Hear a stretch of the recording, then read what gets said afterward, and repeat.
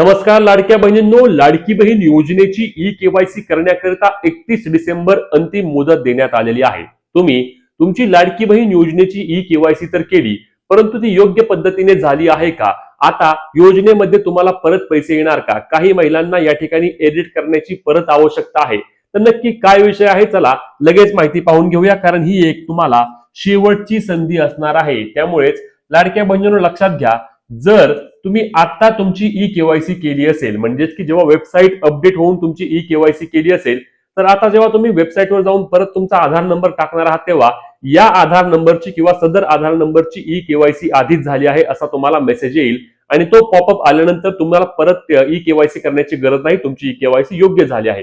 परंतु ज्या महिलांनी वेबसाईट अपडेट होण्याच्या आधी ई केवायसी केली होती, त्या महिलांचं काय होतंय, जेव्हा त्या वेबसाईटवर जाऊन आधार नंबर टाकत आहेत तेव्हा त्यांना लगेच ओटीपी सेंड होत आहे। आणि महिलांनो लक्षात घ्या, ओटीपी सेंड झाला म्हणजे तुम्ही एडिट मोड मध्ये गेला आहात। आता तुम्हाला तुमची ई केवायसी परत पूर्ण करूनच घ्यावी लागेल। अशा अनेक महिला आहेत की ज्यांनी फक्त वेबसाईटवर चेक करायला म्हणून त्या ठिकाणी त्यांचा आधार नंबर टाकला आहे आणि त्यांना ओटीपी आला, परंतु त्यांनी पुढे प्रोसेस केलीच नाही, कारण त्यांनी यापूर्वीच ई केवायसी केली होती।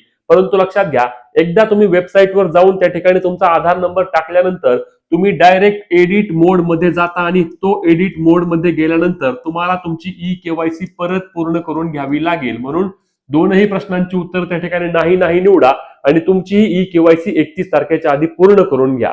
तुमची ई केवायसी झाली का कमेंट करून नक्की सांगा आणि महत्त्वाची व्हिडिओ शेअर करायला आणि अशाच अपडेटसाठी पेजला फॉलो आणि चॅनलला सबस्क्राईब